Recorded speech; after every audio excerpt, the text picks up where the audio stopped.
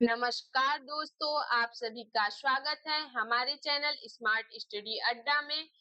आज की इस क्लास में हम पढ़ने जा रहे हैं यूपीजी के, जो कि आपके सभी एग्जामों के लिए बेहद ही महत्वपूर्ण होगी।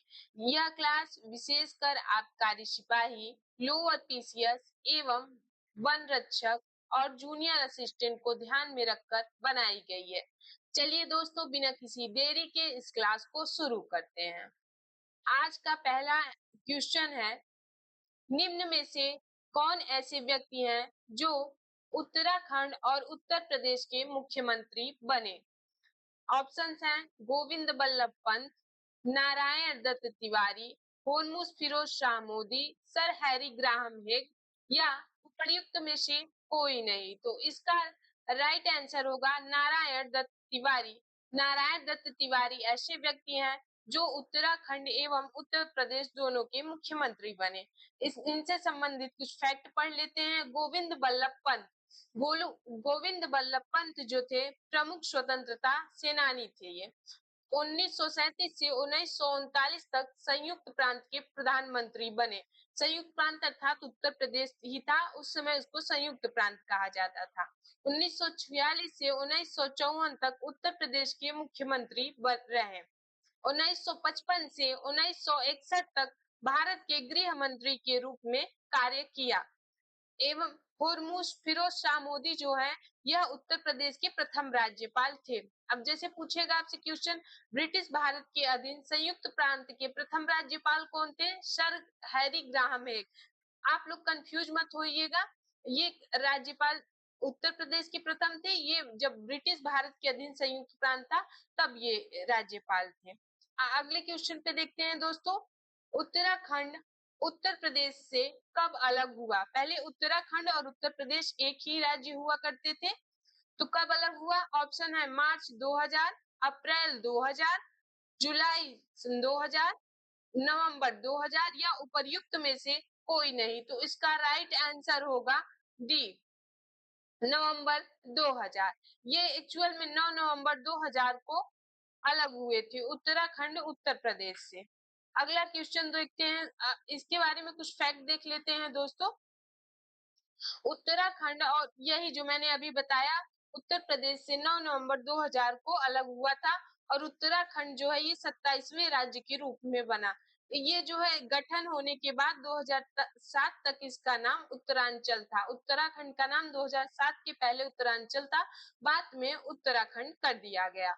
अगला क्वेश्चन देखते हैं, उत्तर प्रदेश के निम्नलिखित में से किस शहर में वन क्षेत्र नहीं है?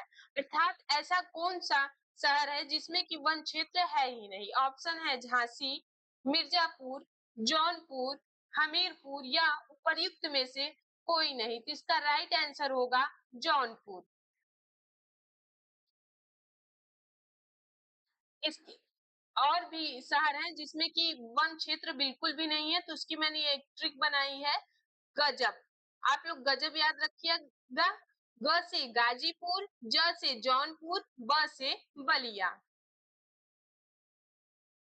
अगला क्वेश्चन देखते हैं दोस्तों, निम्नलिखित में से कौन एक सही सुमेलित नहीं है? लखीमपुर खीरी अधिकतम भौगोलिक क्षेत्रफल, सोनभद्र अधिकतम वन आच्छादित क्षेत्रफल, सीतापुर न्यूनतम भौगोलिक क्षेत्रफल या संत रविदास नगर जिसे कि भदोही कहा जाता है, यह न्यूनतम वन आच्छादित क्षेत्रफल है या उपर्युक्त में से कोई नहीं। तो आपको बताना है इनमें से कौन सही सुमेलित नहीं है। तो ये सीतापुर न्यूनतम भौगोलिक क्षेत्रफल, न्यूनतम भौगोलिक क्षेत्रफल सीतापुर न होके यह हापुड़ है। हापुड़ जो है न्यूनतम भौगोलिक क्षेत्रफल वाला जिला या शहर कह सकते हैं आप है। आगे देखेंगे दोस्तों, निम्नलिखित में कौन सा मेला आगरा का नहीं है? बटेश्वर पशु ऊंट मेला या गणगौर, राम बारात, रामनवमी या उपर्युक्त में से कोई नहीं। तो इसका ध्यान रखिएगा आप लोग कि नहीं पूछ रहा है, ये नहीं कि है, इसमें बच्चे बहुत कंफ्यूज होते हैं। तो आगरा का मेला कौन सा नहीं है? तो रामनवमी आगरा का मेला नहीं है, ये बल्कि अयोध्या का मेला है। ये अयोध्या का मेला है।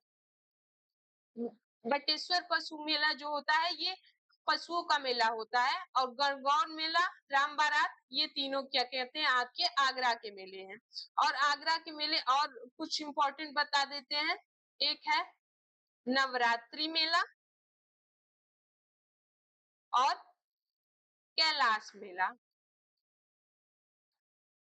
अयोध्या से संबंधित और मेले हम आपको बता देते हैं जो कि एग्जाम के लिए बेहद ही महत्वपूर्ण है।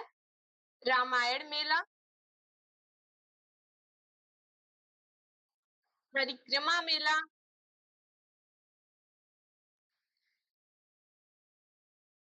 श्रावण झूला मेला, ये आपके अयोध्या से संबंधित मेले हैं। आप लोग ऑप्शन को जो एक्सप्लेन कर रहे हैं उसको ध्यान में रखिएगा, आपके क्वेश्चन में डायरेक्ट एग्जाम में डायरेक्ट क्वेश्चन बन सकते हैं। सॉरी दोस्तों, अगला क्वेश्चन देखते हैं। उत्तर प्रदेश में कितने टाइगर रिजर्व हैं? ऑप्शन है 2, 3, 4, ऑप्शन डी 5, या उपर्युक्त में से कोई नहीं। तो आपका राइट ऑप्शन होगा ऑप्शन नंबर सी। आपके उत्तर प्रदेश में जो है 4 टाइगर रिजर्व हैं। हम चारों टाइगर रिजर्व के नाम देख लेते हैं और वह किस जिले में है यह भी देख लेते हैं, ताकि आपके एग्जाम में यह बेनिफिट दे सके। उत्तर प्रदेश में 4 टाइगर रिजर्व हैं। पहला दुधवा टाइगर रिजर्व, यह लखीमपुर खीरी में है। पीलीभीत टाइगर रिजर्व पीलीभीत एवं शाहजहांपुर में है। अमानगढ़ टाइगर रिजर्व यह बिजनौर में है। रानीपुर वन्य जीव अभ्यारण्य यह चित्रकूट में है। यह सबसे नवीनतम टाइगर रिजर्व है, इसे 2022 में अधिसूचित किया गया एवं रानीपुर वन्य जीव अभ्यारण्य को भारत का 53वां टाइगर रिजर्व भी है। ये आप लोग याद कर सकते हैं। दुधवा टाइगर रिजर्व को दूध से खीर बनती है, दूध से खीर बनती है, तो इसे याद रखेंगे। Dudhwa tiger reserve Lakhimpur Kheri. पीलीभीत से पीलीभीत, अमानगढ़ से बिजनौर।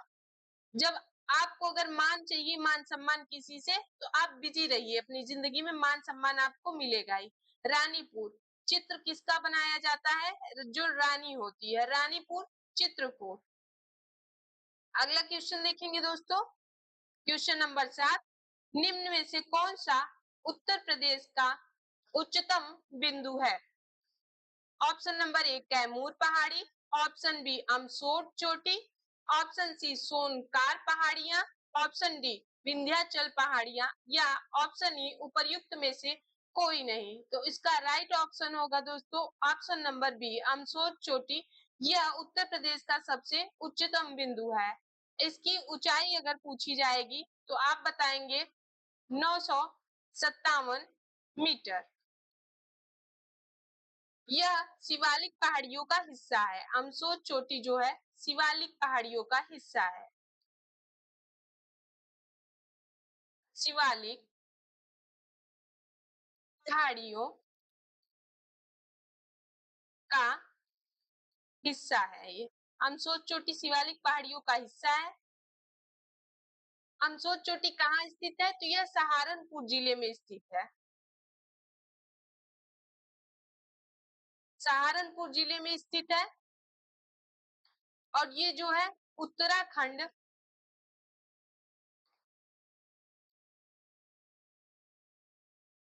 एवं उत्तर प्रदेश की सीमा पर है। अमसोच चोटी जो है उत्तराखंड उत्तर प्रदेश की सीमा पर स्थित सहारनपुर जिले पर है। अगला क्वेश्चन देखेंगे दोस्तों, उत्तर प्रदेश के किस शहर को भारत की सांस्कृतिक राजधानी के रूप में जाना जाता है? Option A Basti, option B Mathura, option C Varanasi, option D Ayodhya, option E प्रयुक्त में से कोई नहीं। तो इसका जो है राइट आंसर होगा दोस्तों वाराणसी, ऑप्शन नंबर सी।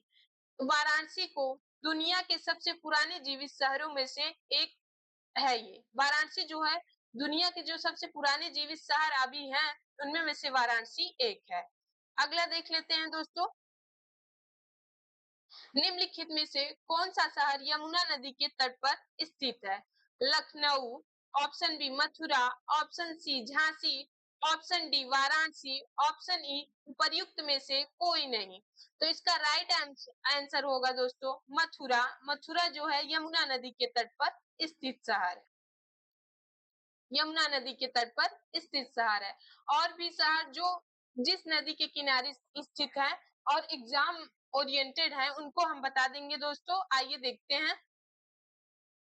ये शहर बिठूर गंगा के किनारे स्थित है, गोरखपुर राप्ती नदी जौनपुर शहर गोमती नदी के किनारे स्थित है, कौशाम्बी शहर यमुना नदी के किनारे स्थित है, प्रतापगढ़ सई नदी के किनारे स्थित है, वाराणसी शहर गंगा नदी के किनारे स्थित है। कुछ कुछ जिसमें ट्रिक बन रहे हैं आपको बता दे। देखिए बिठूर गंगा आपको सिंपल से याद रखना है। जान, जान कौन होता है? जो श्रीमती होती है वो आपकी जान होती है। जौनपुर गोमती।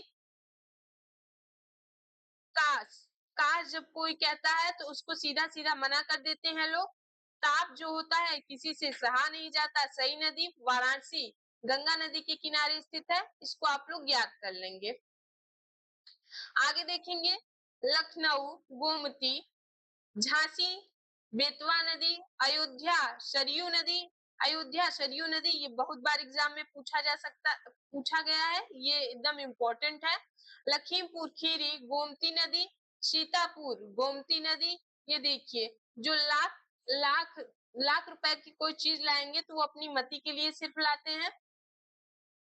लखीमपुर खीरी लाख रुपए, वही लाख जो ट्रिक वहां बन रही है मति के लिए लाते हैं। सीतापुर, सीता जो होती है एक स्त्री है, वो किसी की मति है, श्रीमती, तो उससे आप लोग बना सकते हैं। आगे देखेंगे क्वेश्चन नंबर 10। उत्तर प्रदेश का राजकीय पशु कौन सा है? ऑप्शन नंबर ए मत्स्य विटाल fishing cat, B option B लाल पांडा, ऑप्शन सी चश्माधारी बंदर,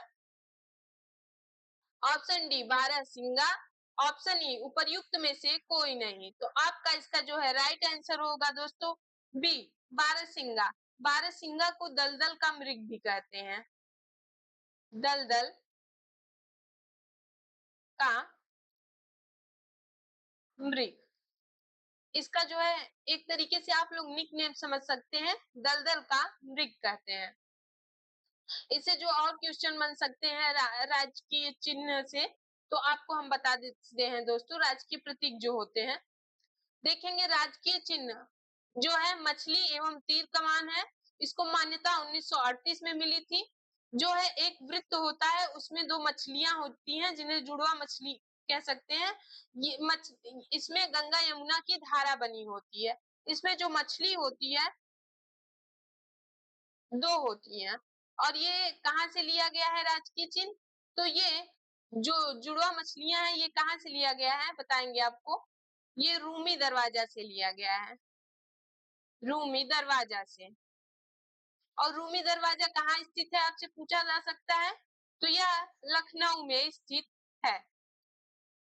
राजकीय पक्षी सारस क्रेन है। राजकीय पुष्प पलाश टेसु या ढाक भी से कहते हैं। 2011 में से राजकीय पुष्प का दर्जा मिला। पलाश को फ्लेम ऑफ द फॉरेस्ट भी कहते हैं, फ्लेम ऑफ द फॉरेस्ट। ये आप लोग याद रखिएगा दोस्तों। राजकीय वृक्ष जो है अशोक है। राजकीय मछली चीतल है, इसे मोए भी कहते हैं।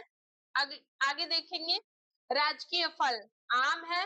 राजकीय खेल हॉकी है। राजकीय नृत्य कथक है। राजकीय मिठाई जलेबी है। ये रहा आज की क्लास का एक।